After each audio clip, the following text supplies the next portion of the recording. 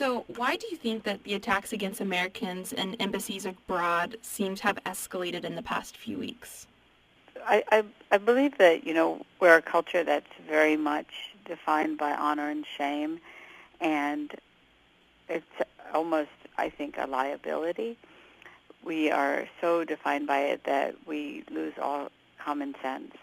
And, in this instance, with all of these violent acts against embassies, schoolhouses, and individuals, we see, a community that has not learned how to take,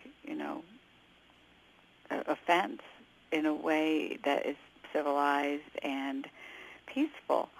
I think it's a reflection of the immaturity in our community. It's a reflection of a community that has not been led well by wise folks who inspire folks to vent their anger or offense in more constructive ways. Do you think it is strange that such a low-budget film has caused such an uproar? Well, I think it's completely disproportionate. I think the uproar is completely disproportionate to the offense. I don't think that there is any offense for which we should justify tearing down embassies. I've seen, violence by Muslims against Muslims, and we don't even have this kind of response, within our community to basically confront our own demons, and yet we want to basically tear down the perceived demons outside of the community. But I do think that the filmmaker was, genius in knowing how to push the buttons of a community that is ready to just rage.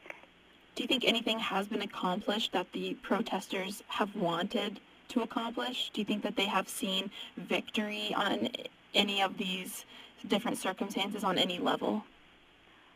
I think if the protesters wanted to make fools out of themselves, they did that successfully.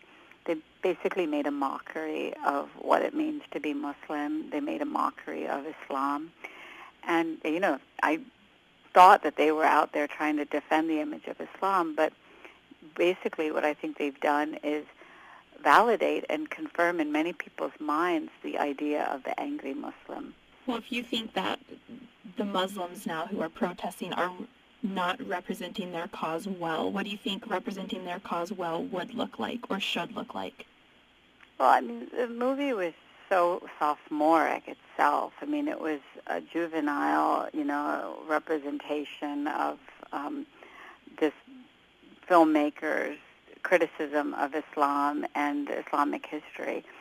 So, it's a reflection of what he thinks of Islam. It's not a reflection of what Islam is or what it can be, but I think what they could do is be good citizens. If you really want to represent Islam well in the world, then contribute to the world. And someone argued that, the U.S. should pull out of the Middle East and that we are only wasting our resources and time.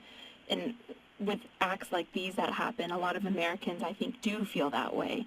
Not to put words in their mouth, but with what you hear, they're saying, well, why are we still over there if this is so ingrained into their culture, not only as a people, but also as a religion? And so what would you say to those people who say that America should just wipe our hands clean of this and move on?